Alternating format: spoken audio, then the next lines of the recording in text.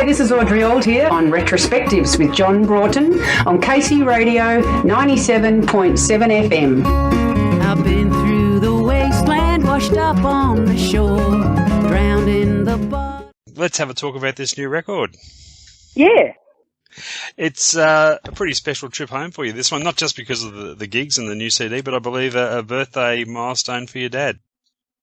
It is. He's turning 80, and I figure if you don't know how many birthdays you're going to get, do you? And if you get 80, then you're pretty lucky, and it deserves a trip home from America to be with my dad and my siblings. Absolutely. Hey, this album was financed in a very special way. How did the idea come to you to seek the assistance of your fans and finance the album? Have you seen it done elsewhere successfully? Yeah, I have heard of it before, and I hadn't put out a record in a long time, and was really focused on just getting my debt paid down, that I'd accumulated over the years, and so it was a mixture of just feeling a bit patient. I was enjoying just writing songs and not thinking about recording or, what would go on the record. I was just writing and touring, and, there's a bit of a cycle involved in releasing albums and that whole thing. So I kind of stepped off that for a little bit. And then I thought, so many people ask how they can help me. And one of my best friends once described me as being difficult to help. So it always kind of stuck in my mind. I wasn't aware of that. I was like that. So I figured, a way to tangibly help is to help me make a record, because it's so expensive. And there's a great misconception these days that, music's free, but it's not free to make, especially if you're self-financed. So it was one of those things you just put out there. I just put it out there as an opportunity for people who, you could basically pre-order the album, or, you could pay as much as you wanted. And for me, it became less about the money and much more about the gesture of faith and support and love that came from people such as yourself, John, my very first donor. I was, yeah. You will always have that honour, and I will always remember that. Not the biggest, but the first. I would, but you know what I mean? Like one time, somebody sent me $5 from Austin, and like my mum said, that's like $5 million.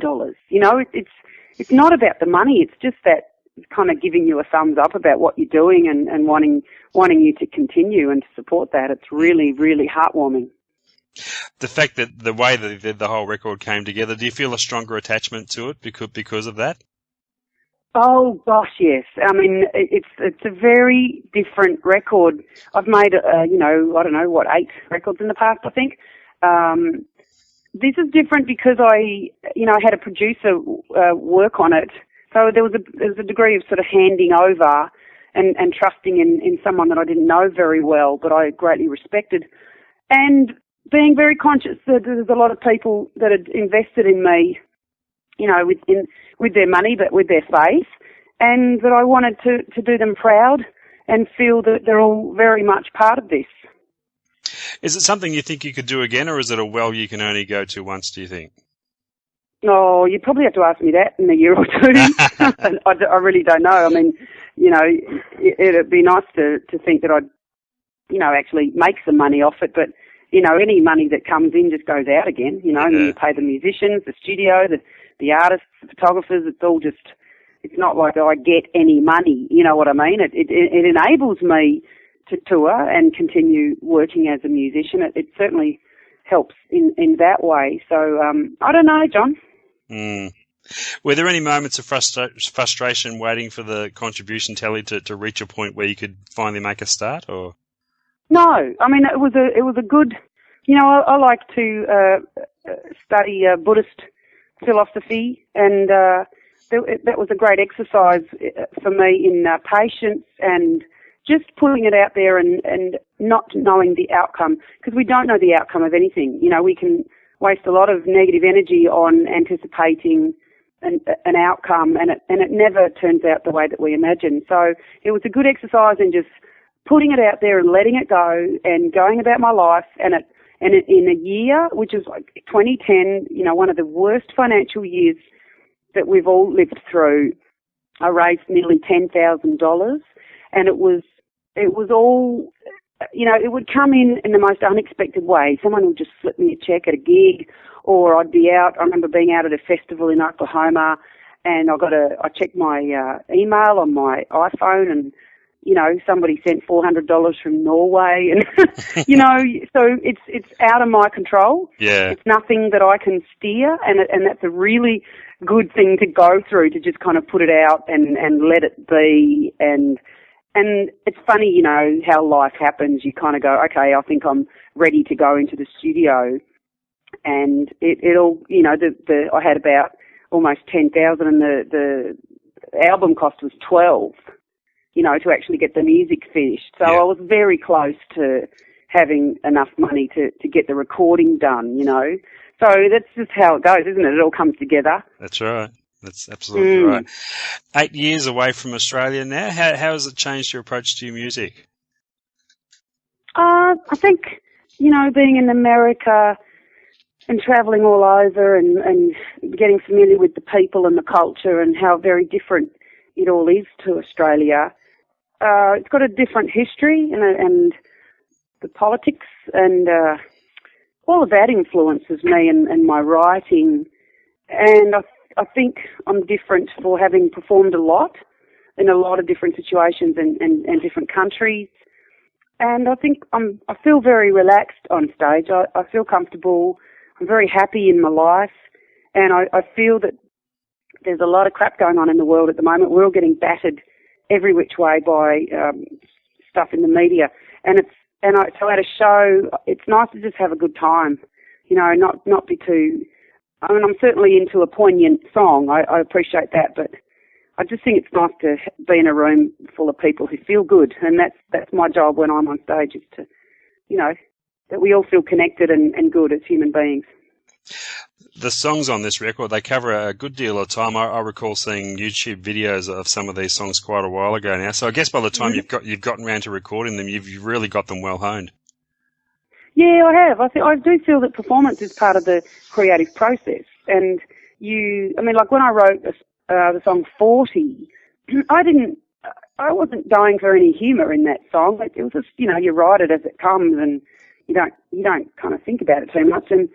And then when I sang it at a gig, the first time, people were giggling, and I realised it was a humorous song, but was not my intention. So it's good to kind of take them out and see if they touch people, because that's what's important to me, is that it gets through and people respond, and hopefully want to take it home on a CD. A new producer for you this time, Mark Hallman. Tell us about Mark and what he brought to the table for you, production-wise. Yeah, Mark is in Austin, Texas, Congress House Studio, and I was familiar with him right back when I lived on the Central Coast in New South Wales, because he produces Eliza Gilkison, who's been to Australia in recent times. She's a wonderful artist, and I love her recordings, and that's how I learnt his name, and then I sang a duet with Colin Gilmore, who was working in Mark's studio. So it's been many years since we've actually managed to come together, and that I felt that I had the right bunch of songs, and it was all the right time to come together with him. And he was really happy because he loved the songs acoustically. He was like, these are great, I don't have to do anything with these songs except enhance them with the band. So it was easy and fun, and I feel like the album reflects that. I'm not sick of listening to it, which is sometimes when you make a record, you just get over it. But I don't feel that with this record. It keeps staying fresh to me, which is really nice. And I guess always a great advantage having someone who is a musician themselves producing your records. Oh, you would hope so. Yeah. You want a musician and someone who listens. Yeah. And that means in conversation. When some people don't listen to you, and then if they're an engineer or a sound guy and they can't listen to somebody else speaking, then it means they're not listening. They don't use their ears, and that's the most important thing in a studio. Absolutely. They're just not getting it. Yeah.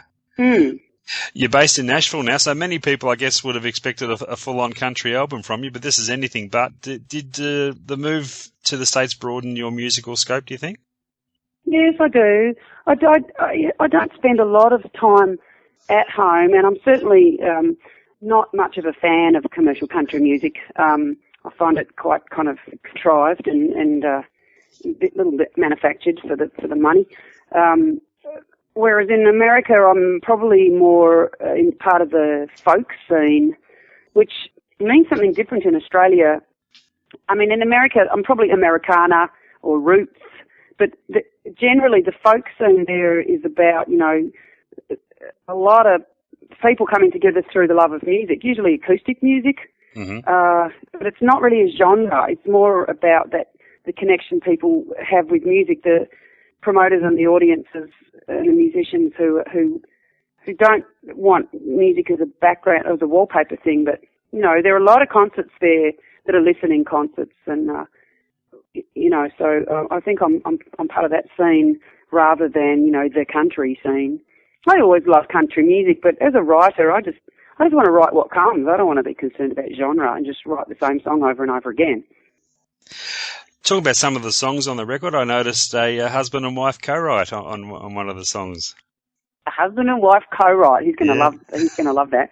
Yeah, he's a darling. He's a plumber and a very romantic man, and you know, even after almost 8 years of marriage, he's very, very loving and romantic. And one Valentine's Day, I was on tour, which is just a crime in our marriage, because Valentine's Day is like, you know, okay,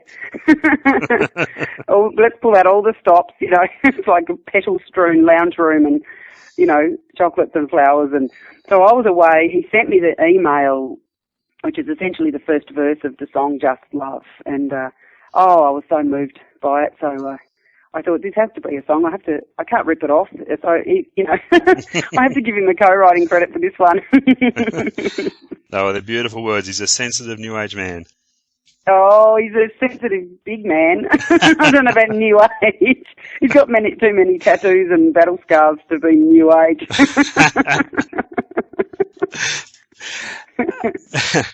The song Bread and Roses, which stems from your visit to San Quentin. If I remember correctly, you were just about to do that trip to San Quentin after your last trip home here to Australia. Oh, is that right? Yeah. Yes, you're right, John, because I went there initially in 2006, and I was home in Australia in 2006. So, yes, I was filled with a fair bit of trepidation about, you know, I don't know if you've been to prison, but I haven't. No. No, but it's a big old prison in the Bay Area near San Francisco, and you drive past it when you go across the Richmond Bridge, and it's huge. It's old. It looks run down, and it's right on the water. There's about 6,000 men in there, and I was kind of pretty nervous, you know. And one of the rules that they stipulate is that you can't give anything to the inmates, and I hadn't thought about that until they said that I couldn't. So part of my sleeplessness was sort of thinking, well, what would I give to the inmates, you know? So the song came from being conscious of those men living a very deprived life. I mean, it wasn't for me to judge why they were there, but I could give them a song. So, which is what I did. I wrote Bread and Roses, which is the name of the organisation that arranges for musicians to play in institutions and just bring a bit of light and laughter into a pretty miserable place, you know, whether it's a drug rehab or a homeless shelter or a women's shelter, any of these kind of places, you know, we go into play some music, and it's really great. So the song, that's where the Bread and Roses came from, and now I go back and do songwriting workshops, you know, as my schedule allows and when the prison allows it, because they're a tough lot. Yeah. Mm-hmm. And the organisation, that they're benefiting from download sales of that song too, aren't they? Yes, I want to donate to them because they live on donations. They're just people, like, basically they're like booking agents. We don't, you know, musicians don't get paid to play for them. It's just a community service. So, you know, they live off donations essentially. Now, the title track, Come Find Me, I believe you wrote on a train. Is that common for you to be writing on the go like that? Yes, I mean, it's not that I'm not commonly on a train, especially in this little cabin, you know, where I was lying down in what's like a little cocoon, basically. When you're on a train, it's all sort of compact. And but I write anywhere, everywhere. You know, I was realising I'm a left-handed person, and writing in America, I can write on the dashboard of the car while I'm driving, where I can't do that in Australia because it's all us about, you know. Yep. So, yeah, I do. I write everywhere. No, I'm a lefty myself, so I know what you're saying. Yeah. Now, the diversity on this album is amazing. We're even venturing into the field of rap music as well. Tell us about Petals. Yeah, that's fun. Well, I don't know. I've been doing some djembe classes, which is at an African wood and goatskin drum. And I don't know, it's kind of cool to just speak to a rhythm. And, you know, I mean, I'm all about melody.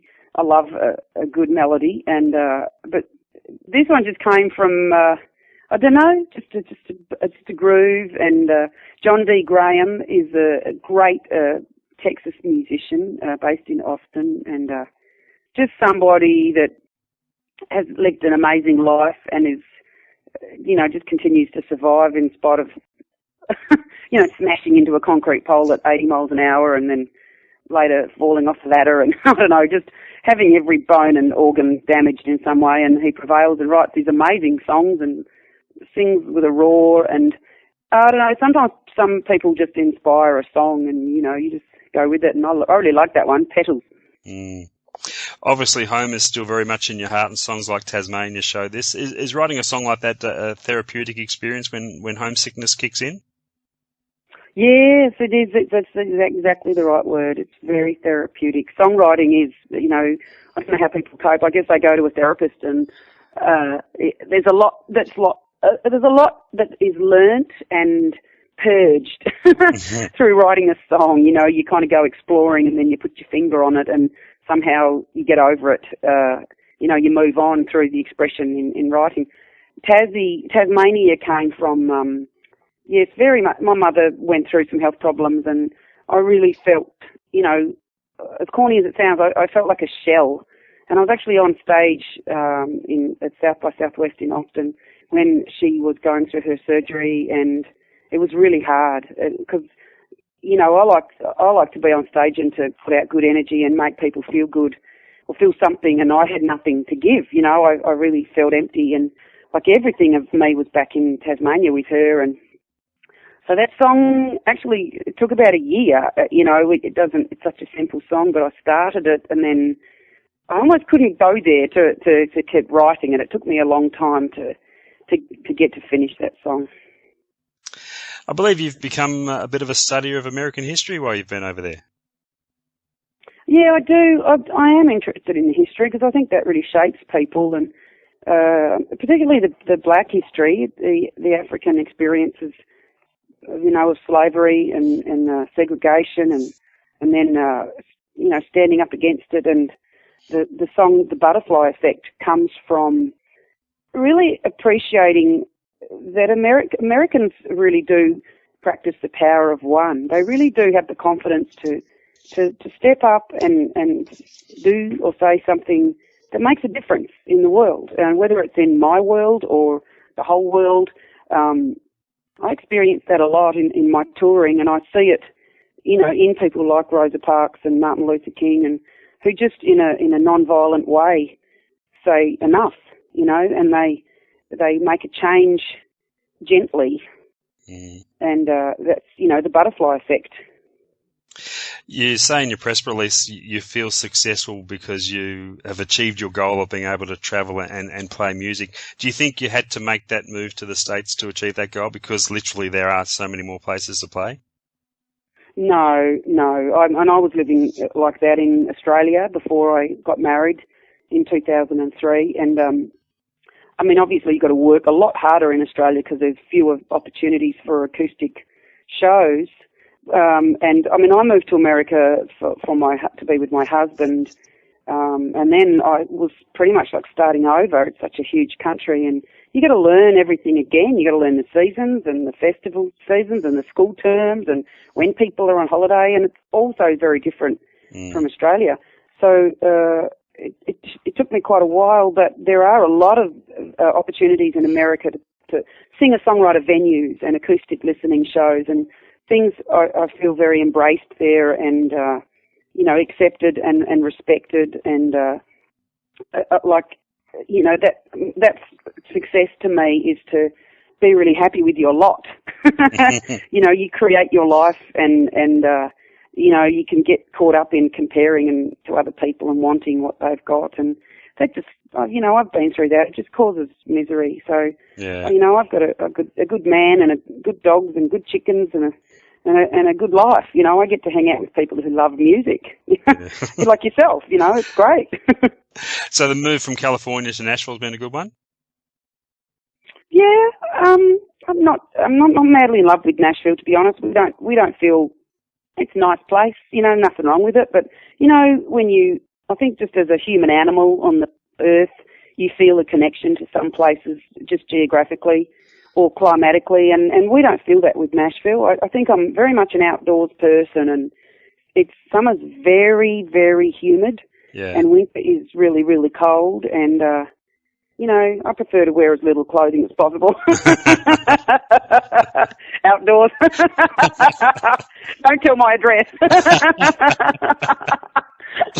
So but we bought a house and we'll stick there for a bit. And Nashville is great for growing vegetables and herbs, and we really enjoy that. So, and the jam sessions at the parties are incredible because there's such great musicians all around. So, yes, it's cool.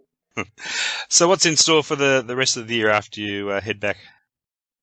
Well, after I leave Australia, I'm going to New Zealand for a week and doing some shows there and just showing my American husband that New Zealand is not Australia. And then I'll go home and release the album in America and just continue being a troubadour, basically, travelling around and playing music. Fantastic. Hey, Audrey, great to speak with you again, really is, and great to have you back home in Australia for a few weeks. Thanks, John. It's lovely to speak with you, and give my love to your lovely daughter too. Will do. She's still playing guitar, and she's getting frighteningly good. Oh, that's cool. Look, congratulations on the record. All of those that invested in it up front have been rewarded 10 times over. It's absolutely wonderful, and we're just thanks, John. Great to have it in our hands. Cool. Thanks for saying that. All the best, Audrey. Best wishes to Mez as well. Thanks. Bye-bye. Catch you later. Bye.